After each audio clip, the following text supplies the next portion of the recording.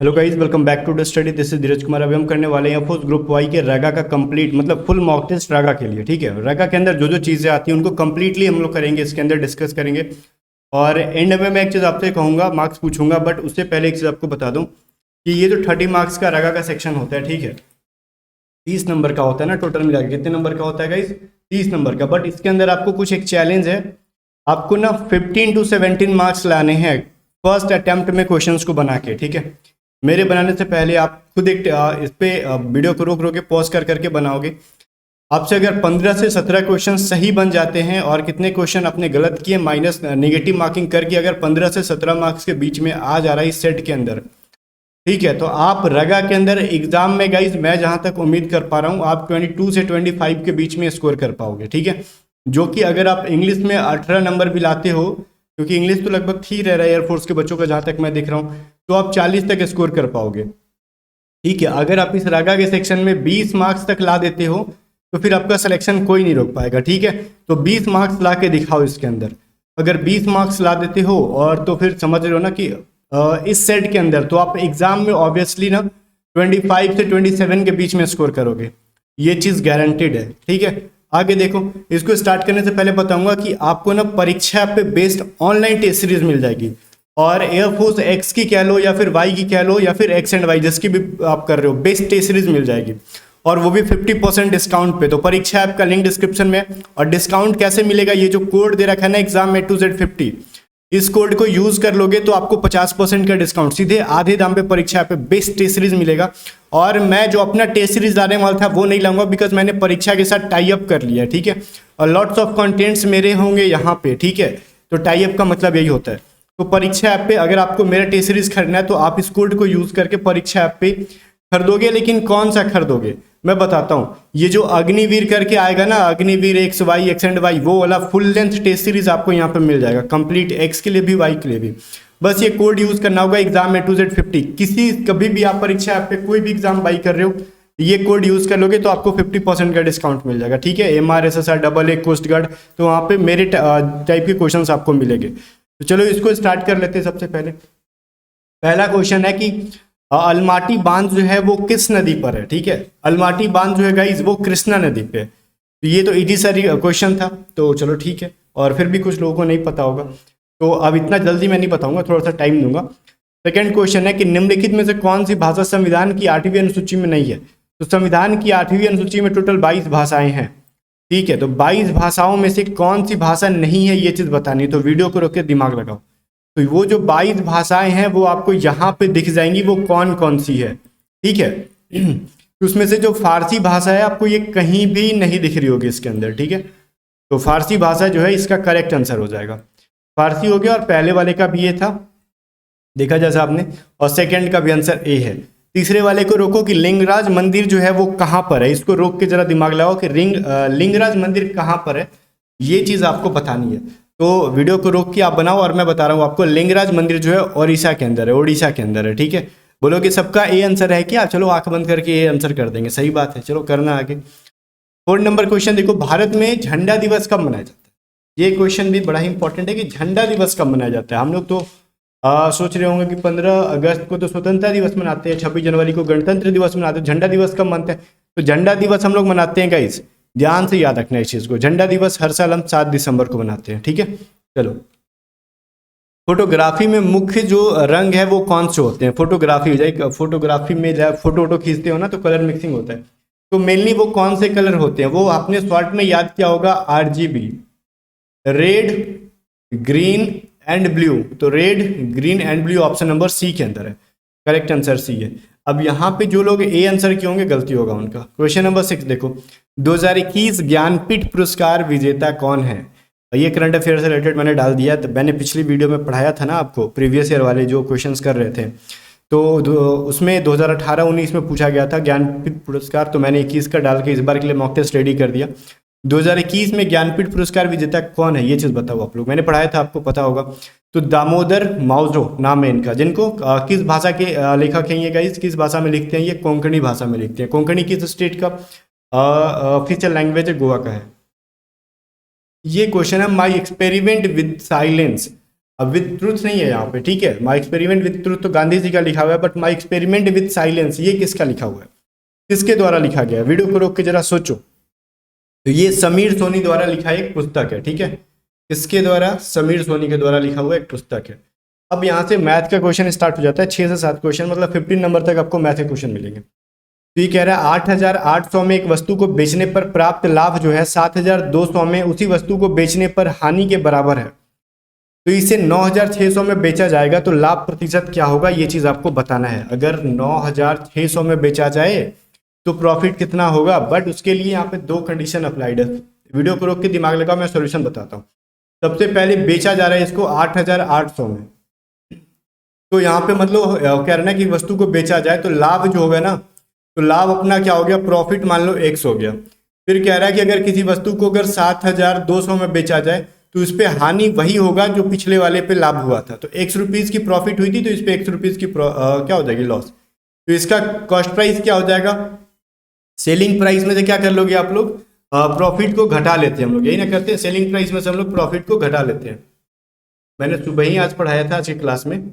और इसका सीपी क्या हो जाएगा गाइस, हम लोग सेलिंग प्राइस में से अगर लॉस होता है तो लॉस को जोड़ लेते हैं, और दोनों का सेलिंग प्राइस, ठीक है, कॉस्ट प्राइस तो दोनों का सेम हो जाएगा। कॉस्ट प्राइस इसका जितना था उसको भी उतना ही में हमने खरीदा था, तो यहाँ से लिख सकते हो ना 8800 minus X is equal to 7200 plus में एक्स।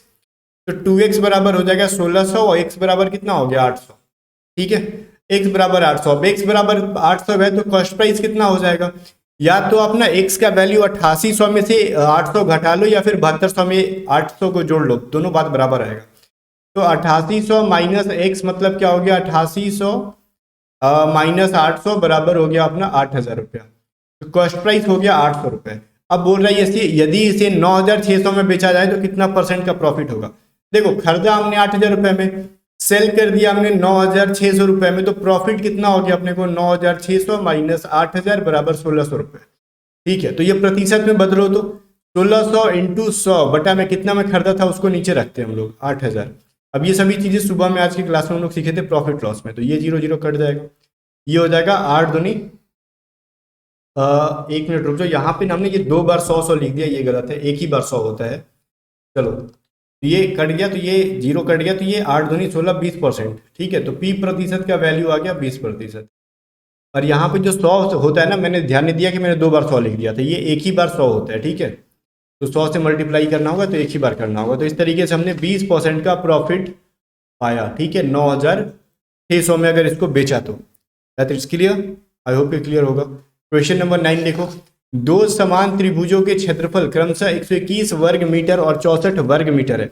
यदि पहले त्रिभुज की माध्यिका और 12.1 मीटर है तो दूसरे त्रिभुज की माध्यिका निम्न में से क्या होगी। देखो जब भी 2 माध्यिकाएं दी हुई हो, M1 ठीक है और M2 दी हुई हो, कुछ भी ठीक है, कुछ भी दिया हो, साथ में उसका एरिया दे रखा हो, एरिया 1 ठीक है और एरिया 2 ट्रायंगल के लिए दिया हो, तो ये फॉर्मूला होता है क्या, M1 बटा में M2 ठीक है इज इक्वल टू होता है रूट अंडर A1 बटा में रूट अंडर A2। ये फॉर्मूला याद रखना। M1 का वैल्यू कितना दे रखा है 12.1, ओके, और M2 को हमको निकालना है तो M2 लिख दो, और ये हो जाएगा 121 बटा में अंडर रूट 64, तो ये हो जाएगा 12.1 डिवाइडेड बाई M2 बराबर 11 बटा में 8। रूट में से हमने 121 को निकाला तो 11 हो गया, रूट में से 64 को निकाला तो 8 हो गया। अब ना 11 से इसको अगर डिवाइड कर दोगे तो 1.1 आ जाएगा, तो M2 बराबर क्या हो जाएगा गाइस, M2 बराबर हो जाएगा 1.1 इंटू 8 इज इक्वल टू 8.8 आपका करेक्ट आंसर है, मीटर में आंसर हो जाएगा। Clear, yes sir. तो देखो ऑप्शन नंबर सी है जो कि करेक्ट आंसर है इसका। आई होप कि यहाँ पे कोई डाउट नहीं होगा, बहुत ही आप अच्छे बच्चे हो, एक बार में समझ जाते हो, और एक बार में नहीं समझते हो तो वीडियो को पीछे करके देख लिया करते हो, क्योंकि ये सारे क्वेश्चंस बड़ा इंपॉर्टेंट और ये सारे थ्योरीज बहुत इंपॉर्टेंट है आपके एग्जाम के लिए। नहीं समझोगे तो लॉस आपका है, समझ जाओगे तो प्रॉफिट आपका है, क्योंकि चैप्टर आपने पढ़ा है प्रॉफिट एंड लॉस, जिसमें कि कंप्लीटली बिजनेस करना मैंने सिखाया, ठीक है, कि कभी भी कुछ भी खरीद के कुछ भी बेच देंगे और फिर वापस से खरीद लेंगे तो दुकानदार को हमेशा प्रॉफिट होता है। चलो हटाओ वो सभी बातें नहीं, हम लोग क्वेश्चन नंबर 10 पे आते हैं। क्वेश्चन नंबर 10 क्या कह रहा है, यदि कोई व्यापारी अपने लागत मूल्य से 60% अधिक मूल्य पर किसी वस्तु पर अंकित करता है और 30% की छूट देता है तो उसका लाभ प्रतिशत क्या होगा, ज्ञात करें। ठीक है, देखो सबसे पहले क्या कह रहे हैं ना, यहाँ पे 2 कंडीशन है कि अगर कोई व्यापारी अपने लागत मूल्य से 60% अधिक मूल्य अंकित कर देता है तो कितना में खरीदा कितना अंकित किया कुछ पता ही नहीं है, जब कुछ भी डेटा नहीं हो ना कि 100 रुपये में, 500 रुपये में, 300 रुपये में, 400 रुपये में कितने में खरीद रहा है, क्या कर रहा है, हमको कुछ नहीं होगा ना पता। उस कंडीशन में ना कॉस्ट प्राइस बराबर 100 मान लो कि 100 रुपये में खरीदा, तो मार्क प्राइस कितना हो जाएगा, 60% अधिक कर दिया ना इसको, तो 100 इंटू 60 कर दोगे तो कितना हो जाएगा, 160 रुपये। हमको ऐसे भी सेंस था हमारे पास कि 100 का 60% 60 ही होता है, तो 100 में 60 जोड़ देते। फिर भी कुछ लोग सवाल पूछते कि सर यहाँ 160 कैसे आ गया, ठीक है, तो वही है कि 60% अधिक अंकित किया तो हमने जोड़ दिया, ठीक है। चलो अब कह रहे हैं अगर उस पर 30% का डिस्काउंट दे देंगे तो बताओ प्रॉफिट कितना होगा। तो मार्क प्राइस पे ना 160 पे 30% का डिस्काउंट दे दोगे तो क्या होगा, 100 माइनस 30 बटा में 100 बराबर हो जाएगा अपना 160 इंटू 70 बटा में 100, तो ये 0 0 कट गया, ठीक है। तो 7 6 42, 7 8 9 10 11 112, मतलब यहाँ पे उसका सेलिंग प्राइस बराबर आ गया बच्चा 112 रुपया, है ना। और उसने खरीदा था कितने में, 100 रुपया में, कितना प्रतिशत ज़्यादा में बेचा, उसको प्रॉफिट कितना हो गया, 12% ज़्यादा, ठीक है। पी प्रतिशत कितना हो गया, 12%, क्योंकि 100 से 12 ज़्यादा है तो 12% ज़्यादा है। इसमें भी कन्फ्यूजन है क्या, इसमें कन्फ्यूजन है तो फिर बहुत लोचा चल रहा है आपके लाइफ के साथ। अब वो लोचा ये चल रहा है कि आपने प्रिपरेशन पे ज़्यादा फोकस किया नहीं है तो करो, अब नहीं करोगे तो क्या करोगे। क्वेश्चन नंबर 11 देखो, अब यहाँ पे ट्रेन वाला क्वेश्चन आ गया, ठीक है। कहोगे सर ट्रेन हमने पढ़ा नहीं है, कोई बात नहीं, पिछली बार पढ़ा होगा, नहीं पढ़ा तो पढ़ लोगे, टेंशन क्यों ले रहे हो। क्वेश्चन नंबर 11 देखो क्या कह रहा है, एक ट्रेन 50 सेकेंड्स में 600 मीटर लंबे प्लेटफॉर्म को पार करती है, यह 60 सेकेंड में 900 मीटर लंबे प्लेटफॉर्म को पार करती है, मतलब दूसरे प्लेटफॉर्म को पार करती है। तो ट्रेन की लंबाई और गति ज्ञात करो। देखो क्या होता है, डिस्टेंस बराबर क्या होता है, स्पीड इनटू टाइम होता है, ठीक है। डिस्टेंस बराबर क्या होता है, स्पीड इनटू टाइम होता है, ये चीज़ आपको पता होगा। और अब पता है एक चीज़ आपको कि ये मैं बता दूं आपको, पूछ कह रहे हैं ट्रेन की लंबाई और गति ना, तो आप ना यहाँ पे ट्रेन की लंबाई क्या होती है, अगर देखो मैं आपको एक कंसेप्ट यहाँ पे क्लियर करना चाहूँगा इस क्वेश्चन को बनाने से पहले। अगर कोई ट्रेन है, ठीक है, किसी प्लेटफॉर्म को पार कर रही है, ठीक है, तो पार करते टाइम जो ट्रेन की लंबाई होती है और प्लेटफॉर्म की लंबाई होती है, दोनों जुड़ जाती है। मजा आया क्या, यस सर, है ना। तो डिस्टेंस देखो, डिस्टेंस बराबर स्पीड इनटू टाइम होता है, तो टाइम बराबर क्या हो जाएगा, डिस्टेंस बाई स्पीड हो जाएगा, ये चीज़ हो जाएगा, ठीक है। तो डिस्टेंस कितना हो जाएगा, पहला के लिए 600 मीटर लंबा प्लेटफॉर्म है, प्लस में ट्रेन की लंबाई टी है, 50 सेकेंड्स का टाइम ले रहे हैं। दूसरी कंडीशन में 900 मीटर लंबा प्लेटफॉर्म है, ट्रेन की लंबाई वही सेम रहेगी, ट्रेन थोड़ी लंबा चौड़ा हो जाएगा, आगे से खींच खाच के लंबा थोड़ी होगा, वही रहेगा, वही ट्रेन है। तो टाइम यहाँ पे 60 सेकेंड ले रहा है, 0 0 कटा लो यहाँ पे, ये 3600 प्लस में 60, क्रॉस मल्टीप्लाई कर रहे हैं बच्चा, ध्यान दो। इस वाले टी को ना हम लोग, ये जो यहाँ पे टी है, इसको हम लोग 600 के साथ, देखो यहाँ के 600 के साथ ना मल्टीप्लाई कर रहे हैं, तो ये चीज़ ज़रा ध्यान देना आप लोग। तो इसको मैं ज़रा साफ कर दूँ, ठीक है। चलो, तो ये क्या हो जाएगा, 9 5 4500 प्लस में 5t, ठीक है। तो t बराबर कितना हो जाएगा, इधर जो है ना ये 5t को 60 में से माइनस करा लिया और 3600 में को 4500 में से घटा लोगे तो 900, तो ट्रेन की लंबाई जो हो गई वो 900 मीटर आ गई सर, ठीक है, कोई दिक्कत नहीं है। तो ट्रेन की लंबाई 900 मीटर आ गई, ठीक है। तो फिर पूछ क्या रहा है ना, ट्रेन की लंबाई और गति ज्ञात करो, तो गति भी यहाँ पे याद करना है ना आपको। तो डिस्टेंस बराबर क्या होता है, स्पीड इनटू टाइम, और तो फिर स्पीड बराबर क्या हो जाएगा, डिस्टेंस बाई टाइम, ठीक है। तो डिस्टेंस क्या हो जाएगा, स्पीड बराबर, मान लो पहले वाले के ले लो, तो 600 मीटर लंबा प्लेटफॉर्म प्लस में 900 मीटर लंबा ट्रेन, और टाइम ले रहा है 50 सेकंड्स का, तो स्पीड निकाल कर लो, 9 और 6 15 हो जाता है बाई 50, 0 0 5 6 15, तो 30 मीटर प्रति सेकंड। बोलोगे सर ऑप्शन में नहीं है, धोखा हो गया। देखो धोखा कुछ नहीं है, मीटर प्रति सेकंड में, ऑप्शन में किलोमीटर प्रति घंटा में। तो इसको हम लोग मीटर प्रति सेकंड को किलोमीटर प्रति घंटा में कैसे बदलते हैं, 30 इंटू 18 बटा में 5, ये 5 6 30, ठीक है, 6 बार में कट गया, तो ये हो जाएगा 108 किलोमीटर प्रति घंटा, ठीक है ना। तो हो जाएगा ऑप्शन नंबर बी। 900 मीटर लंबा ट्रेन था और 108 किलोमीटर प्रति घंटे की स्पीड से वो चलता था, वो वहीं पे मीटर प्रति सेकंड में करेंगे तो 30 मीटर प्रति सेकंड, मीटर प्रति सेकंड में स्पीड हो जाएगा, और किलोमीटर प्रति घंटे में आपका 108 किलोमीटर प्रति घंटा इसका करेक्ट आंसर हो जाएगा। क्वेश्चन नंबर 12 देखो क्या कह रहा है, देखो क्या क्या रहा है यहाँ पे, कॉस थीटा प्लस में सेक थीटा बराबर 2 है, ठीक है। कॉस के पावर 6 थीटा प्लस में सेक के पावर 6 थीटा का वैल्यू बताओ। यहाँ पे एक चीज़ ध्यान दो, वीडियो को रोक के पहले इसको सॉल्व करो, ठीक है, फिर मैं आपको बता देता हूँ। देखो आपने रोका, सॉल्व किया, अगर बन गया तो ठीक है, नहीं तो नहीं, ठीक नहीं बना तो भी देखो यहाँ पे हमने पढ़ा है सर, कॉस थीटा बराबर क्या होता है, 1 सेक थीटा होता है। अगर सेक थीटा बराबर वहीं पे क्या होता है सर, 1 कॉस थीटा होता है, ये हमने पढ़ा है। तो या तो कॉस को सेक के फॉर्म में बदल दो या फिर सेक को कॉस के फॉर्म में। तो हमको कॉस अच्छा लगता है देखने में, तो हम कॉस थीटा प्लस में क्या करेंगे 1/cos थीटा, ठीक है। ये सेक थीटा को लिख सकते हैं। तो ये पढ़ा है ना अपने x + 1/x = 2 है। अब ये x का वैल्यू अगर 1 रहेगा और इसका भी 1 रहेगा तभी तो एक एक जुड़ के 2 बनेगा ना, मतलब x बराबर क्या है सर 1 है। हमको मिल गया, हमारे पास लॉजिक है ना, क्योंकि x का वैल्यू 1 ही रखोगे तभी ये दोनों जोड़ने पे 2 आएगा, ठीक है। तो यहाँ पे भी सेम कंडीशन है, x का क्या हो जाएगा ना x के पावर 6 प्लस में 1/x के पावर 6। तो 1 + 1 बराबर पावर कुछ रख लो, 1000 रख लो, 5000 रख लो, वापस से वैल्यू 2 ही आ जाएगा। नहीं समझ में आया तो अलजबरा वाला चैप्टर जब पढ़ाऊंगा ना तो समझ में आ जाएगा, टेंशन ना लो। बहुत ही मज़ेदार चैप्टर है, बहुत इंटरेस्टिंग है, पढ़ोगे तो दिल खुश हो जाएगा। और उसके बाद जब दिल खुश हो जाएगा तो एग्जाम में नंबर देख के आपके मम्मी पापा का दिल खुश हो जाएगा, ठीक है। चलो 30 नंबर क्वेश्चन देखो क्या कह रहा है। 30 नंबर क्वेश्चन कह रहा है कि 24 छात्रों की औसत आयु 12 वर्ष है। कितने साल? 12 साल। तो यह देखा गया है कि औसत आयु के आकलन के समय एक छात्र की आयु 8 वर्ष की जगह 14 वर्ष ली गई थी। सही औसत आयु वर्षों में क्या होगी? अब देखो ये वर्षों में क्यों लिखा है पता है, कुछ लोग महीनों में निकाल देते हैं, ठीक है। तो आपसे एग्जैक्टली ना मंथ्स में नहीं पूछ रहा है, या अर्ली पूछ रहा है, ईयर के अंदर पूछ रहा है। तो देखो अभी एवरेज चैप्टर पढ़े हो तो 24 लोगों का एवरेज जो है 12 है, तो एग्जैक्टली उनका एज कितना होगा सर? 24 लोगों का एज कितना होगा? 24 × 12 मैंने पढ़ाया था ना कैसे। अब देखो इसमें कह रहा है आकलन के समय ना 8 वर्ष की जगह पे 14 वर्ष ले ली, मतलब 8 वर्ष लेना था और गलती से ले लिया 14। तो 8 वर्ष जोड़ के गलती से जो मिस्टेक हुई है उस गलती से मिस्टेक को सुधार लो, 14 घटा लो। लेकिन 8 जोड़ के 14 किया तो छात्र तो अभी 24 से है, कम थोड़ी हुआ भाई, 24 के 24 है। चलो 24 × 12 कितना होता है सर? 24 × 12 होता है 288 हो जाता है। और ये कितना हो जाएगा? 14 में से 8 घटा लोगे तो -6 हो जाएगा, /24 इज इक्वल टू हो जाएगा 282/24।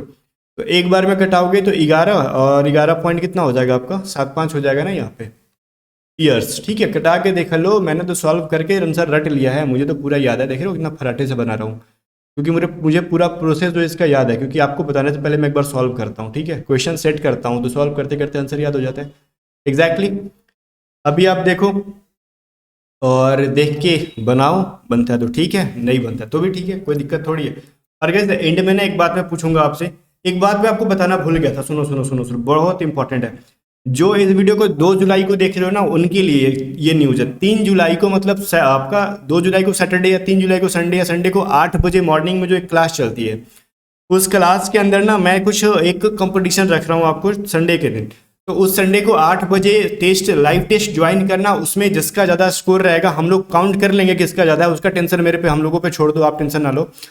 और टॉप के 50 बच्चे होंगे या फिर टॉप के जो 60 बच्चे होंगे जो मोर देन ना 70% स्कोर करेंगे उस टेस्ट के अंदर, उनको फ्री में गूगल मीट पे पर्सनल कोचिंग दी जाएगी।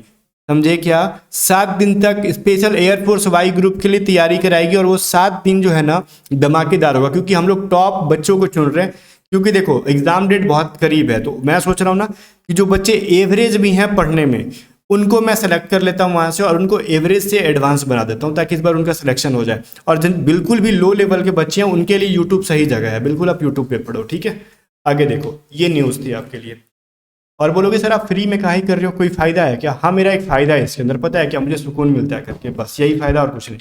आगे देखो, एक ट्रेन को एक स्थिर खंबे को पार करने में 1 मिनट का समय लगता है। इस ट्रेन को उस पुल को पार करने में कितना समय या फिर सेकंड में समय बताना है लगेगा जिसकी लंबाई ट्रेन से 2 गुना हो? किसकी लंबाई? पुल की लंबाई ट्रेन से 2 गुना होनी चाहिए। सर देखो एक ट्रेन है, ठीक है, वो डिस्टेंस बराबर क्या होता है सर? स्पीड इनटू टाइम होता है, ठीक है। अब एक पुल को जब पार कर रहा है ना, एक खंबे को पार कर रहा है, तो खंबे की तो कोई लंबाई होती नहीं है, मतलब लाइक जैसे प्लेटफॉर्म की लंबाई होती है, तो खंबा नीचे से थोड़ी लंबा होता है, वो तो ऊपर की तरफ लंबा होता है, ट्रेन तो ऊपर जाएगा नहीं। तो जब भी खंबा किसी डंडे को किसी पोल को पार करते हैं तो खंबे की लंबाई नहीं जोड़ते हैं। उस सिचुएशन में जो डिस्टेंस हो जाता है वो ट्रेन की लंबाई होता है। तो मान लो ट्रेन की लंबाई जो है ना टी है, टी इंटू स्पीड हो जाएगा, और टाइम जो लग रहा है 60 सेकेंड्स का लग रहा है, तो ट्रेन की लंबाई हो जाएगी 60s। बोलोगे ये कौन सी लंबाई है? तो हाँ मेरी यही लंबाई है भाई, हम इसी पे सॉल्व कर लेंगे। देखो कैसे सॉल्व करते हैं, ठीक है। तो ट्रेन की लंबाई जहाँ भी रखनी होगी हम 60s रख देंगे, ठीक है। चलो ठीक है। अब पुल की लंबाई कितनी हो जाएगी? अब डिस्टेंस बराबर क्या होता है? Speed into time. तो कह रहा है जब ट्रेन पुल को पार करेगा तो ट्रेन की लंबाई और पुल की लंबाई जुड़ जाएगी। तो ट्रेन की लंबाई है 60s, प्लस में पुल की लंबाई ट्रेन की लंबाई की दोगुनी है, तो ट्रेन की लंबाई तो दुगनी कितना हो जाएगी, 60 दूनी 120, तो 120 एस हो जाएगा। और स्पीड हमको पता ही नहीं है और टाइम हमको पता ही नहीं है, ठीक है, तो टाइम का टी लिख दो। ये जोड़ोगे तो 180 एस बराबर एस इंटू टाइम हो जाएगा, और एस एस कटा दो तो टाइम बराबर हो जाएगा सर 180 सेकेंड हो जाएगा। आया क्या सर, आ गया। 180 कहाँ पे, ऑप्शन नंबर डी में। धमाल हो गया, तो इसका आंसर ऑप्शन नंबर डी हो गया, ठीक है, डी फॉर धमाल, और आंसर आ गया आपका कमाल। आगे देखो क्वेश्चन नंबर 15 नंबर एक क्वेश्चन क्या है, एक ए जो है एक इंसान है, एक निश्चित कार्य को 10 दिन में पूरा कर सकता है, जबकि बी इसे 6 दिनों में पूरा कर सकता है। बी ने इस पर 4 दिन तक काम किया और ए को इस कार्य समाप्त करने में कितना समय लगेगा। बी देखो कि देखो यहाँ पे एक कहानी है, ए और बी दोनों काम कर सकते थे। अगर ए कोई काम को अकेले करता ना तो वो 10 दिन में कर देता, और बी थोड़ा सा फास्ट काम करता है। बी अगर उस काम को अकेले करता तो वो 6 दिन के अंदर निपटा देता। लेकिन बी के साथ क्या प्रॉब्लम क्या ना, वो थोड़ा सा कामचोर है, करता है तो तेज करेगा, नहीं तो करेगा ही नहीं। तो उसी ने वही से फिर से अपना मतलब रंग दिखा दिया। बी को काम पे लगाया गया ना, तो ये चुट्टा 4 दिन के बाद काम छोड़ के भाग गया। तो देखो अब ए का जो ए भी काम कर रहा था, बी भी कर रहा था, तो बी तो बीच में भाग गया, तो बाकी का जो काम बचा हुआ वो ए कितने दिन में करेगा। तो कैसे निकालते हैं सर, 1 माइनस जो काम छोड़ के भाग गया है वो कितने दिनों तक किया है, 4 दिन तक। बीच काम छोड़ के भाग गया है तो 4 दिनों तक, वो कंप्लीट कितने दिनों में कर सकता था, 6 दिनों में। और मल्टीप्लाई कर देंगे जो शुरू से एंड तक काम कर रहा है ए, तो ए कितने दिनों तक काम कर सकता था, 10 डेज तक। इसको सॉल्व कर लो सर, आपका आंसर आ जाएगा। ये कितना होगा, 1 माइनस 2/3 इंटू 10, ये हो जाएगा सर 1/3 इंटू 10, तो वो 10/3 डेज के अंदर काम को कंप्लीट कर लेगा, ठीक है। तो यही है, जो बाकी का जो बचा हुआ काम है वो 10/3 दिन के अंदर वो निपटा लेगा ये भाई, क्लियर ना। चलो आगे देखो, 16 नंबर कह रहा है यहाँ से रीजनिंग की कहानी स्टार्ट हो जाती है। WW है, SS है, QQ है, यहाँ पे वाट है, यहाँ पे KK है, ठीक है। ये नाम है बहुत ही बेकार है, ठीक है। और यहाँ पे देखो एक चीज़ आपको समझ में नहीं आ रहा होगा, मुझे पता है ये रीजनिंग देख के आप लोगों को बेकार लग रहा होगा। देखो एक चीज़ यहाँ पे मैं बता रहा हूँ आपको, इसके अंदर किया क्या गया है ना, देखो स्टार्ट है W से, किससे, W से। तो W के साथ क्या सीन है, W के साथ फिर क्या आया है, S है, W के फिर S के बाद Q है, तो Q के बाद बताओ क्या है। तो W में कितना घटाओगे तो S आ जाएगा, तो 4 घटा देंगे तो S आएगा। कैसे बोल सकते हो सर आप, ये 23 नंबर पे होता है, 23 में 4 घटा दो कितना हो जाएगा, 19 आ जाएगा अल्फ़ाबेट के अकॉर्डिंग सर, ठीक है। चलो अब S के अंदर कितना घटा दोगे तो Q आ जाएगा, बताओ। इसके अंदर ना 2 घटा देंगे तो ये क्या आ जाएगा, क्यूब आ जाएगा। अब क्यूब में फिर हम 4 घटाते हैं तो क्या आ जाएगा गाइस, क्यूब 17 नंबर पे होता है, 4 घटा दोगे तो 13 आता है, 13 नंबर पे M हो जाता है। तो सर ये क्या है, पहले 4 फिर 2, तो फिर देखो ना आप M में फिर 2 घटा के देखो, M 13 नंबर पे होता है, 2 घटा दो, आपका 11 नंबर पे की आ गया कि नहीं, आ गया ना। तो ऑब्वियसली यहाँ पे आंसर जो है ये M हो जाएगा। तो पहले वाले में 4 घटाया, दूसरे वाले में 2, फिर तीसरे वाले में 4, फिर चौथे वाले में 2। तो 4 2 का जो सीरीज चल रहा है कंटिन्यू माइनस कराते जाना है। 17 नंबर क्वेश्चन देखो, कह रहा है माइक्रोफोन है, उससे पहले क्या होगा। जैसे ग्राम से स्टार्ट हो गया, मिलीग्राम, माइक्रोग्राम, तो माइक्रोग्राम से पहले क्या होगा ये आपसे पूछा जा रहा है। तो देखो इन सब में सबसे बड़ा क्या है, ग्राम। ग्राम से जस्ट छोटा होता है मिलीग्राम, मिलीग्राम से जस्ट छोटा होता है माइक्रोग्राम, माइक्रोग्राम से जस्ट छोटा होता है नैनोग्राम, ठीक है। तो करेक्ट आंसर इसका नैनोग्राम हो जाएगा, सबसे मिनिमल वैल्यू पूछ रहा है आपसे। आगे देखो क्वेश्चन नंबर 18, अब कह रहा है ना कि पेंशन है, फिर एप्टीट्यूड है, कैप्शन है, ट्रॉपिकल है, सर्वाइव है, तो अगला इनमें से क्या होगा, पैरोट, अप्लाई, ट्रैप या फिर टेट्रापॉड। बोलोगे सर इसमें से कुछ का इंग्लिश का हिंदी हमको नहीं पता। सुनो, आपको ये इंग्लिश का क्वेश्चन नहीं है, ये रीजनिंग का क्वेश्चन है, तो हिंदी जानने की कोई जरूरत नहीं है, आप इसी से कर सकते हो।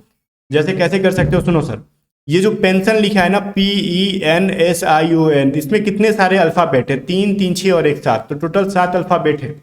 और देखो एप्टीट्यूड में क्या है, APTITUDE, इसके अंदर टोटल काउंट करो 8 अल्फाबेट्स हैं। और उसी तरीके से कैप्शन के अंदर करो, मैं ऊपर में ही लिख देता हूँ, इसके अंदर कितने अल्फाबेट्स हैं, 7 है, इसके अंदर 8 है, इसके अंदर 7 है, इसके अंदर ट्रॉपिकल के अंदर 3 3 6 2 8 है, इसके अंदर 7 है। तो देखो पहले वाले में 7 अल्फाबेट, फिर 8, फिर 7, फिर 8, फिर 7, तो अगले वाले में जिसमें 8 अल्फाबेट्स होंगे वही आंसर होगा। तो 8 अल्फाबेट्स देखो तो टेट्रापोड के अंदर है कि नहीं, 4, और ये अपना हो गया 4, ठीक है। तो करेक्ट आंसर टेट्रापोड हो जाएगा, क्योंकि देखने में सबसे बड़ा लग रहा था तो मैंने एज्यूम कर लिया कि यही आंसर होगा। Clear, yes sir. 90 number question देखो, 7 है, 32 है, ओके, फिर 81 है, फिर 160 है। तो ये थोड़ा सा दमदार क्वेश्चन है। इस क्वेश्चन के लिए आप वीडियो को रोकोगे और जरा टाइम दोगे, किसका क्वेश्चन किसका फर्स्ट अटेम्प्ट के अंदर सही आ जा रहा है बिना मेरे आंसर को देखे, कमेंट करके बताओगे। जैसे देखो 7 है, 7 को 7 कैसे बना दिया हमने, हम लोग किसी चीज को भी कुछ भी बना देते हैं रीजनिंग के अंदर, पता है कैसे, देखो 8 को ना 1 से मल्टीप्लाई करो, जो वैल्यू आएगा उसमें से 1 घटा दो, क्या होगा सर, 7 हो जाएगा। फिर 7 को जितना घटाया, जितना मल्टीप्लाई करके जितना घटाया उतने से ही मल्टीप्लाई कर दो, अब जाके 7 आएगा। बोलोगे सर फायदा क्या हुआ 1 से मल्टीप्लाई करने का, क्योंकि आगे सब वही किया गया है सर। देखो फिर 9 होता है ना 8 के बाद, तो 9 को ना 2 से मल्टीप्लाई कर दो, कितना होगा 18, 18 में 2 घटा लोगे तो कितना होगा सर 16, अब 16 में 2 से मल्टीप्लाई कर दो 32। बहुत ही पेचीदा सा रीजनिंग है सर, इतना ईजी नहीं है जितना आप सोच रहे थे, ठीक है। और देखो ये फिर 9 के बाद क्या होता है 10, 10 में 3 से मल्टीप्लाई करके 3 घटाओ, जो वैल्यू आएगा 27 में फिर 3 से मल्टीप्लाई कर दो 81 आ जाएगा। फिर 11 में 4 से मल्टीप्लाई करके 4 माइनस कराओ, ठीक है, तो ये 44 माइनस 44 करोगे तो इंटू 4 करोगे 160 आ गया ना। अभी 12 में 5 से करोगे तो 12 पचे 60 माइनस 5 करोगे तो 55 इंटू 5 कर लोगे तो कितना हो जाएगा 25 25 25 2 27 275। ये आपका आंसर हो गया। ये है रीजनिंग का बाप, ठीक है। ये नंबर सीरीज का ना बाप है, इस रीजनिंग को कहा जाता है कि 400 दिमाग लगा लेने के बाद 400 आइडियाज आते हैं, फिर भी सारे के सारे फ्लॉप हो जाते हैं, ठीक है। लॉजिक आते रह गए हैं, ठीक है, फिर भी मतलब बोलते हैं ना कि लोग जुड़ते रह गए और कारवा बना ही नहीं हमारा, वही वाला हाल हो गया। अब 20 नंबर क्वेश्चन देखो क्या है, इन सब में ना ऐड प्लस, यहाँ पे कह रहा है ए का मतलब प्लस है, एट द रेट ऑफ का मतलब मल्टीप्लाई है, एंड का मतलब डिवाइड है, वी का मतलब माइनस है। तो इस वाले इक्वेशन में सबका वैल्यू रख के सर इसको सॉल्व कर लो आप लोग, ठीक है। तो ये तो आसान सा क्वेश्चन है गाइस, ये तो फटाफट सॉल्व हो जाना चाहिए मेरे अकॉर्डिंग। तो करके देखते हैं कि सच में होता है कि फिर ऐसे ही हुआ है। देखो 7 है, एट द रेट ऑफ का मतलब मल्टीप्लाई है, फिर क्या है 2, भी का मतलब क्या है सर माइनस 135। मैं पढ़ कहाँ से रहा हूँ, देखो ऊपर में सब लिखा हुआ है, बी का मतलब माइनस है, फिर यहाँ पे एंड का मतलब यहाँ पे क्या है डिवाइड है, ठीक है, तो इसको डिवाइड कर दो। फिर 5 लिखा एट द रेट ऑफ का मतलब मल्टीप्लाई है, 3 लिखा एंड का मतलब डिवाइड है, 9 लिखा ए का मतलब क्या है सर, ए का मतलब प्लस है, 1 रखा, ठीक है। देखो इसको लिख सकते हैं ना हम लोग यहाँ पे 7 इंटू 2, और ये कट जाएगा ना 5 दूनी 10 और 5 सत्ते 35, ठीक है। तो माइनस कर लो 5 दूनी 10 5 सत्ते 35 3 बार में, ठीक है। मल्टीप्लाई 3 बाई, ये जो 3/9 है इसको कटाओगे तो 1/3 हो जाएगा सर, ठीक। तो लिख दो इसको 1/3 प्लस में 1, तो ये 3 9 27, ठीक है। ये 14 माइनस 1 प्लस 1, तो 15 माइनस 9 इज इक्वल टू 6, तो कर दिया रॉक आपने, आंसर आ गया 6, सी नंबर जो है करेक्ट आंसर है, ठीक है। चलो आगे बढ़ो। 21 नंबर क्वेश्चन कह रहा है कि रवि का घर जो है, ये डायरेक्शन चैप्टर का क्वेश्चन है, रवि का घर अंकित के घर से पश्चिम में है, रवि का घर अंकित के घर से उत्तर में है, और रवि के घर की तुलना में लवि का घर किस दिशा में। देखो रवि का घर जो है ना अंकित के घर से, ये अंकित है, इसके घर से जो है पश्चिम में, तो पश्चिम की तरफ, पश्चिम नहीं पश्चिम में, और ईस्ट में क्या, वेस्ट में कहने का मतलब है, पश्चिम का मतलब यहाँ पे रवि का घर है, ठीक है। और इधर से क्या रहना है कि यहाँ पे बताओ लवि का घर जो है अंकित के घर से नॉर्थ में है, उत्तर में है, तो ये नॉर्थ में क्या नाम है इसका, लवि, LAVI, ठीक है लवि। तो कह रहे हैं लवि के घर का दिशा बताओ किसकी घर की तुलना में, रवि के घर की तुलना में। तो रवि के घर की तुलना में एक यहाँ पे ग्राफ बनाएंगे कोऑर्डिनेट, ये किधर पड़ेगा, नॉर्थ ईस्ट में आ जाता है, तो नॉर्थ ईस्ट कहाँ पे sir, north east option number B में है, ठीक है। चलो करेक्ट आंसर बी। कल एक रीजनिंग का सवाल एक बच्चे से मैंने पूछा था, जस्ट यूं ही एयरफोर्स की तैयारी करने वाला, तो पूछा ये डायरेक्शन चैप्टर से ही, बताओ ये डायरेक्शन किस मतलब ये मतलब ऑब्जेक्ट है ये किस डायरेक्शन में पड़ेगा, तो उसने बोल दिया ना, आंसर दिया सर इसका जो है ना ये ईस्ट वेस्ट डायरेक्शन में पड़ेगा। अब सारे लोग कंफ्यूज किए ईस्ट वेस्ट डायरेक्शन होता किधर है, सब लोग खोज रहे, फाइनली सब कंफ्यूज हुए, फिर 2 मिनट के बाद सब हंसे कि भाई देखो ईस्ट और वेस्ट डायरेक्शन कोई होता ही नहीं है, या तो ईस्ट अलग बोलो, या फिर जैसे हम लोग नॉर्थ ईस्ट बोल देते हैं ना, नॉर्थ ईस्ट, या फिर हम लोग बोल देते हैं साउथ ईस्ट, ये सभी चीज़ें होती हैं, साउथ वेस्ट होता है, नॉर्थ वेस्ट होता है, लेकिन ये ईस्ट वेस्ट कोई डायरेक्शन नहीं होता है, ना ही वेस्ट ईस्ट कोई डायरेक्शन होता है, बिकॉज ये बोथ आर डिफरेंट, ठीक है। ये दोनों एक दूसरे के अपोजिट है, ना तो नॉर्थ साउथ डायरेक्शन कुछ नहीं होता, ठीक है, जो बिल्कुल भी एक दूसरे के अपोजिट है वो कोई डायरेक्शन ही नहीं होता। सारे लोग मजे ले लिए। फिर आगे देखो, एक आदमी एक महिला से कहा तुम्हारी माँ के पति की बहन मेरी बुआ है, उस महिला का आदमी से क्या संबंध है। इस क्वेश्चन के लिए ना पेन मत उठाना, पेन उठाने की जरूरत नहीं है, पेन उठा लोगे तो फिर बेइज्जती हो जाएगी। अब क्या कह रहा है सुनो, एक आदमी कह रहा है एक महिला से कहा जा रहा है तुम्हारी माँ के पति की बहन, मतलब तुम्हारे पापा की बहन मेरी बुआ है। अब तुम्हारे पापा की जो बहन अगर मेरी बुआ है तो तुम्हारे पापा की बहन तुम्हारी भी बुआ लगेगी। उस कंडीशन में उन दोनों का रिलेशन क्या हुआ, भाई बहन का, तो आदमी से क्या लगेगी वो औरत, बहन लगेगी, कहानी खत्म। ऑप्शन नंबर डी जो है इसका करेक्ट आंसर है, तो डी है बहन। अभी देखो क्या कह रहा है कि 23 नंबर क्वेश्चन है कि निम्नलिखित आकृति में आयत जो है इंजीनियर्स को दिखा रहा है, वृत्त कला समीक्षकों को प्रदर्शित करता है, और हैप नहीं है होगा यहाँ पे बाय मिस्टेक, यहाँ पे हम लोगों ने हैप लिख दिया, इसको तोपो तोपो तोपो तोपो है हो गया, ठीक है, ढक दिया हमने इसको। करता है त्रिभुज हास्य अभिनेताओं को प्रदर्शित करता है, और वर्ग जो है एशियाओं को, जो एशियाओं मतलब एशिया से रिलेटेड है, जो एशिया में रहते हैं उनको दिखाता है। अक्षरों का कौन सा समूह उन एशियाई को प्रदर्शित करेगा जो कला समीक्षकों और इंजीनियर दोनों हैं। फर्स्ट ऑफ ऑल देखो एशियाओं को मतलब एशिया वाले कौन से हैं, तो लास्ट में हमने देखा ना वर्ग जो है एशिया से रिलेटेड जो है, ये एक वर्ग जो है एशिया से लोगों को बताता है जो एशिया में होने चाहिए, और वो एशिया के होने के साथ साथ ना कला समीक्षक, तो कला समीक्षक को देखो ऊपर क्या है वृत्त बताता है, तो वो वृत्त के अंदर भी होना चाहिए, आर्ट वाले जो हैं सर वो वाले, ठीक है। और कह रहा है जो कला समीक्षक और इंजीनियर्स दोनों होने चाहिए। इंजीनियर्स को कौन आयत दिखा रहा है, और वो एक रेक्टेंगल के अंदर भी आना चाहिए, वो इंजीनियर्स भी होने चाहिए, ठीक है। तो इन तीनों के अंदर आने वाला कौन सा नंबर है, देखो तो यहाँ पे ए तो होगा नहीं बिकॉज यही दोनों के अंदर आ रहा है, और बी जो है देखो तीनों के अंदर आ रहा है, तो करेक्ट आंसर बी है, जो कि बी किसके अंदर छुपा हुआ, ऑप्शन नंबर सी के आंसर अंदर छुपा हुआ है, ठीक है। तो ये रहा बी भाई साहब, क्लियर है ना, जो कि तीनों के अंदर आ रहा है। 24 नंबर रीजनिंग देखो कह रहा है ये ना डिक्शनरी के अकॉर्डिंग, डिक्शनरी वर्ड आपने पढ़ा होगा, डिक्शनरी के अकॉर्डिंग सजाओ इसको। तो डिक्शनरी के अकॉर्डिंग सजाओगे तो एक चीज़ आपको यहाँ पे मिलेगा, क्या मिलेगा सर, देखो प्योर प्योर सबके अंदर है, pure pure pure pure pure pure, ठीक है। उसके बाद इसमें डी है, उसके बाद इसमें डी है, उसके बाद इसके अंदर एम है, इसके बाद टी है, और इसके अंदर एम है। पहले डी आता है कि पहले एम की पहले टी, बोलोगे सर डी पहले आता है, ठीक है। तो 2 और 1 में पहले आएगा, तो 2 में डी के बाद ई है, और इसमें 2 के बाद डी के बाद ए है, तो ऑब्वियसली डी ए पहले आएगा और ई बाद में आएगा, तो 21 2 और 1 पहले आना चाहिए, तो 2 और 1 पहले किसमें, डी और बी में, ठीक है। अब हमको क्लियर हो गया कि हमको डी और बी में कुछ होगा, तो डी और बी में देखो 2 1 3 2 1 3, ठीक है। और लास्ट में ना 4 और 5 लिखा, और इसमें 5 और 4, मतलब 4 पहले होगा कि 5 पहले कौन होगा, फाइट करा रहे, तो 4 5 में फाइट करा लो, आंसर मिल जाएगा हमको। देखो प्योर प्योर दोनों के अंदर लिखा हुआ है। अब एम पहले आता है कि पहले टी आता है, सर पहले एम आता है बाद में टी आता है, तो पहले एम किसके अंदर है, डी के अंदर है, तो डी वाला करेक्ट आंसर हो गया ना यहाँ पे, क्लियर, यस सर। आगे देखो 25 नंबर कह रहा है 167 को हम लोगों ने कुछ कर दिया कि 43 बन गया, उस तरीके से 245 के साथ क्या कर दें कि ये क्या बन जाएगा। देखो वीडियो को रोक के थोड़ा सा दिमाग लगाओ, थोड़ा सा, ज़्यादा नहीं, फिर आपका ये बनेगा कैसे, 1 × 6 + 7 = होता है कितना, 43। कैसे सर, हमने उल्टा लिख दिया, इसको ना प्लस करना था और इसको मल्टीप्लाई करना था, ठीक है, ज़्यादा जोश में नहीं आने का।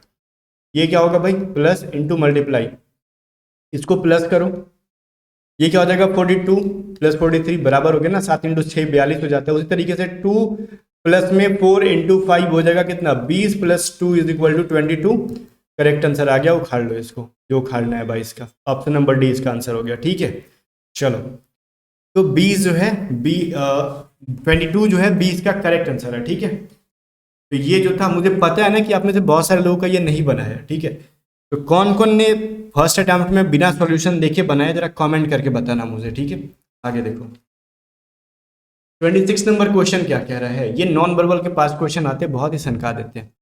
अभी देखो पहले ये जो लाइनिंग थी यहाँ पे थी, उसके बाद ये बीच में आई, उसके बाद ये पीछे की साइड आई, ठीक है, मतलब पीछे की साइड जा रही है। सपोज दैट एक डब्बा है ऐसे 5-6 साइड वाला, पहले कोई चीज़ अगर ना यहाँ पे रहती है, यहाँ से निकलती है, ठीक है, तो उसको ना यहाँ पे लाया जाता है, ध्यान देना, यहाँ से यहाँ गई, अब यहाँ से कहाँ जाएगी, यहाँ पे आ जाएगी, तो ये ऑब्वियसली यहाँ पे आ गई, ठीक है, तो आ गई। लेकिन अब देखो ये 3 फिगर का तो कहानी खत्म, फिर एक नया यहाँ से स्टार्ट हो जाता है, ठीक है, नया जिंदगी यहाँ से स्टार्ट होता है। अगर किसी का शीर्ष यहाँ पर से यहाँ की ओर खींचा गया है, ठीक है, तो इसको शीर्ष मान के अभी ले जाओगे तो दूसरा कंडीशन यहाँ पे आएगा, देखो इसमें आ गया ना यहाँ पे, तो तीसरा कंडीशन कहाँ पे आएगा, यहाँ पे आएगा। तो बिल्कुल भी एग्जैक्टली कैसे बनेगा अपना, ऐसे वाला फिगर बनेगा। तो ऐसे वाला फिगर कहाँ पे, जिसमें कि ऊपर के साइड में ये वाला नौटंकी हो, ऑप्शन नंबर डी में दिख रहा है, तो डी इसका करेक्ट आंसर है। चलो अब 27 नंबर क्वेश्चन देखते हैं सर। 27 नंबर में कह रहा है अगर ये फिगर एक दूसरे को फॉलो करते हुए आगे की तरफ बढ़ रहे हैं तो इसके बाद वाला ABCDE में से कौन सा करेक्ट आंसर हो जाएगा। देखो फर्स्ट ऑफ ऑल हम किसी एक फिगर को पकड़ लेते हैं, ट्रायंगल को, ठीक है। ट्रायंगल जो है ये आगे बढ़ा तो ऊपर की तरफ गया, फिर लेफ्ट साइड में गया उल्टा हो गया, फिर देखो नीचे की तरफ आया, जैसे मतलब एक यहाँ से ना ऐसे गया, फिर ऊपर गया, फिर ऐसे फिर ऐसे फिर ऐसे से चलते रहेगा ऐसे, ठीक है। तो यहाँ के बाद ट्रायंगल कहाँ जाएगा, ऊपर में जाएगा, उल्टा ही रहेगा, ठीक है, बिकॉज अब उल्टा ही जा रहा है, दिख रहा है ना, उल्टा जा रहा है। तो उल्टा कहाँ कहाँ पे, इन सब में, ए के अंदर तो होगा नहीं, बाकी बी सी डी ई में से कोई एक चीज़ हो जाएगा, ठीक है। ओके, ये चीज़ तो समझ में आ गया। देखो अब क्या होगा ना यहाँ पे, अभी ए को तो छोड़ देना, ए की तरफ देखना नहीं है। अब इसके बाद ये देखो, ये जो अबे ये जो ऊपर चला गया, तो इसके जस्ट नीचे क्या होगा, ये वाला फिगर तो होगा ही ऑब्वियसली। अब ये उल्टा होगा कि सीधा होगा, तो ये पहले उल्टा था, फिर सीधा हुआ, फिर सीधा सीधा चलते जा रहा, तो ऑब्वियसली ये जो ये ऊपर की तरफ होगा। ये ऊपर की तरफ किस में है, इसमें है। और रुको, एक चीज मैं कहना क्या चाह रहा था, ये ऊपर की तरह होगा कि नीचे की तरह होगा, ये थोड़ा सा सोचने वाली बात है। इसमें सोचने वाली बात क्या है ना, कि देखो ये पहले नीचे के साइड था, फिर ऊपर गया, फिर ऊपर गया, फिर ऊपर गया, और फिर यहाँ पे ऊपर ही है। तो अब ये ऊपर होगा कि नीचे होगा, ये थोड़ी सोचने वाली बात है यहाँ पे। थोड़ा सा सोचोगे तो समझ में आएगा कि ये जो है अब इसकी बारी उलटने की है। कैसे उलटने की है, ध्यान से देखो जरा, फिगर को शुरू से एनालाइज कराता हूँ मैं आपको। बहुत ही खतरनाक चीज इसके अंदर दे रखा है। देखो पहली फिगर के अंदर ना ये 4 फिगर्स हैं, ठीक है। अब जैसे ये सेकंड पोजीशन में जाता है ना, तो देखो एक फिगर सिर्फ उलटता है इसके अंदर, ये वाला फिगर सेम टू सेम है, ठीक है। अब ये वाला फिगर जो आया देखो वैसे ही है। अब ये जो फिगर है जो नीचे की तरफ था, ये ऊपर की तरफ हो गया, और ट्रायंगल भी सेम टू सेम है। तो एक बार हम लोगों ने इस वाले फिगर को यहाँ पे बदल लिया, ऊपर की तरफ कर लिया। फिर अब आगे वाले घर में दिख गया, तो ये वाला फिगर जो दिख रहा है आपको ऊपर की तरफ जो गया वो सेम है। अभी ना ये जो पीछे की साइड था ये भी सेम है, ये एस की तरह है वो भी सेम है। बट ये जो इसके जस्ट आगे है ना वो ट्रायंगल, ये देखो ट्रायंगल ऊपर था तो ट्रायंगल नीचे की तरफ आ गया। मतलब इस बार जो बदला है वो ट्रायंगल बदला है पिछले की अपेक्षा। मतलब इस बार उसके आगे जाएगा तो कौन बदलेगा, तो ट्रायंगल के आगे कौन है, एस है, तो एस को उल्टा करेंगे, बाकी 3 को सेम रखेंगे। देखो इसके अंदर एस को उल्टा किया गया है, इसको ऐसे था ऐसे कर दिया गया है, ठीक है। तो इस बार एस खाता, अब अगली बार किसको बदलेंगे, एस के ऊपर में जो होगा ये वाला चीज, तो ये वाली चीज को उल्टा करेंगे। तो अब हमने कर दिया, तो लास्ट में हमने किसको उल्टा किया था, इस एल वाले शेप को। तो अगली बार फिगर में ना ये एल भी ऐसे ही लिखा जाएगा, एस भी ऐसे ही लिखा जाएगा, ये त्रिभुज भी ऐसे ही लिखा जाएगा, लेकिन जो उल्टा होगा वो ये वाला फिगर उल्टा होगा, ठीक है। जो माचिस की तिल्ली ऊपर की साइड थी वो नीचे की आएगी, तो वो जो होगा करेक्ट आंसर ई होगा। बिकॉज ट्रायंगल हमको वहीं पे देना था, एस हमको क्या करना था, आगे की तरफ बढ़ाना था। दिख रहा है ये सभी चीजें आगे की तरफ बढ़ेगी, और इसमें ये जो पार्ट है ये उल्टा हो जाएगा। बोलोगे सर बी में भी वैसा है, बट बी में ये देखो इसको उल्टा नहीं किया गया, तो इसके अकॉर्डिंग ये बी आंसर नहीं होगा, सिर्फ और सिर्फ ई आंसर होगा, ठीक है। बहुत ही खतरनाक सा लॉजिक था, एग्जाम में दे देता तो पसीना छोड़ा देता। 28 नंबर क्वेश्चन देखो क्या कह रहा है।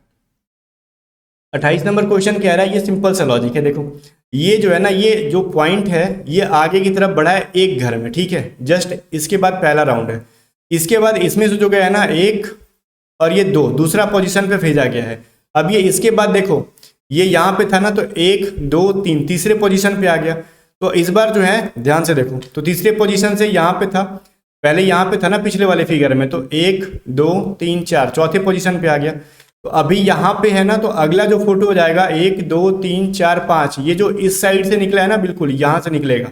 अब वो कौन सा निकलेगा, पहले ये वाला गोल वाला बिल्कुल भी डॉट निकला, इस बार जो ये एरो मतलब उल्टा वाला एरो, इस बार सीधा वाला एरो, फिर डॉट, फिर ये उल्टा एरो, इस बार सीधा वाला एरो निकलेगा, एरो निकलेगा। तो ऐसा फिगर कहाँ पे है सर, ऐसा फिगर हमको ई में दिख रहा है, दिख रहा है ना। करेक्ट आंसर इसका ई हो जाएगा।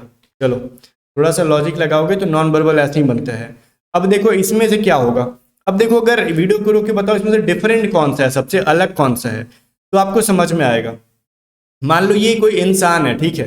तो अगर हम इस बार ना हम देख रहे हैं एक कोऑर्डिनेट बनाते हैं, ये ईस्ट है, ये नॉर्थ है, ये साउथ है, और ये वेस्ट है ना, और ये ईस्ट है। तो हमको ऐसा लग रहा है ये इसके दोनों हाथ हैं, ठीक है। और ये देख रहा है कि इधर वेस्ट डायरेक्शन में देख रहा है, ए जो है वेस्ट में देख रहा है। तो जब भी हम वेस्ट में देखते हैं तो हमारा राइट साइड किधर होता है, राइट ऊपर होता है, लेफ्ट ऊपर इधर होता है, ठीक है, लेफ्ट नीचे होता है। तो इसका ये जो डॉट है ये राइट साइड में है, ठीक है। तो ये राइट साइड में है, राइट हैंड की तरफ ये डॉट है। और जब हम नीचे देख रहे होते हैं तो हमारा इधर जो होता है वो लेफ्ट होता है, और इधर जो होता है राइट होता है। तो इसका जो डॉट है वो लेफ्ट में है। इधर भी देखो जब हम नॉर्थ ईस्ट में देख रहे होते हैं तो हमारा इधर जो लेफ्ट हैंड होता है ये भी लेफ्ट में है, ये भी लेफ्ट में है, ये भी लेफ्ट में। जरा इमेजिन करके देखो जिस तरीके से मैंने बताया। तो ये जो है राइट साइड में इसका डॉट है, बाकी सारे के सारे लेफ्ट साइड में है, ठीक है। इमेजिन करो, अगर नॉन वर्बल तगड़ा होगा, इमेजिनेशन अच्छी होगी तो बना लोगे, अदरवाइज वेट करो नॉन वर्बल चैप्टर तक आने का हमारे, ठीक है। चलो आगे देखो, 30 एंड द लास्ट क्वेश्चन क्या कह रहा है, इसमें से डिफरेंट बताओ। सर इसमें डिफरेंट बताने लायक कुछ है ही नहीं, फटाक से आंसर खोज लोगे। वीडियो को रोक के दिमाग लगाओ, अब मैं आंसर बताने जा रहा हूँ। इसमें आंसर हो जाएगा सी, बिकॉज इन देखो ये जो घड़ी ऐसे इसके बीच में 90 डिग्री बना है, इसके अंदर बीच में 90 डिग्री, डी के बीच में भी 90 डिग्री और इसके बीच में भी 90 डिग्री, बट ये जो अजूबा है 90 + 45 डिग्री बन गया, ठीक है। तो सी जो है मतलब जो भी है 90 डिग्री नहीं बना, 90 डिग्री से ज़्यादा बना हुआ है, तो सी जो है सबसे डिफरेंट है, ठीक है। तो कमेंट करके बताओगे 30 में से आपने कितने नंबर गेन किया आज, ठीक है। और साथ में परीक्षा पे मेरे वाले टेस्ट सीरीज को लेना चाहते हो तो इस कोड को यूज़ करके अभी दिए गए डिस्क्रिप्शन में से लिंक से आप बाई करो और जाके दबा के टेस्ट सीरीज लगाओ एक्स वाई और एक्स एंड वाई के लिए। साथ में आप SSR AA और MR के लिए भी लेना चाहते हो तो ले सकते हो, और आपको पोस्ट गार्ड के लिए एग्जाम के लिए भी टेस्ट सीरीज मिल जाएगी। मिलते हैं नेक्स्ट वीडियो में, तब तक के लिए बाय बाय। वीडियो को लाइक करके शेयर कर देना, चैनल को सब्सक्राइब कर देना, कमेंट करके जरूर बताना कितने क्वेश्चन के आंसर आपने सही किए।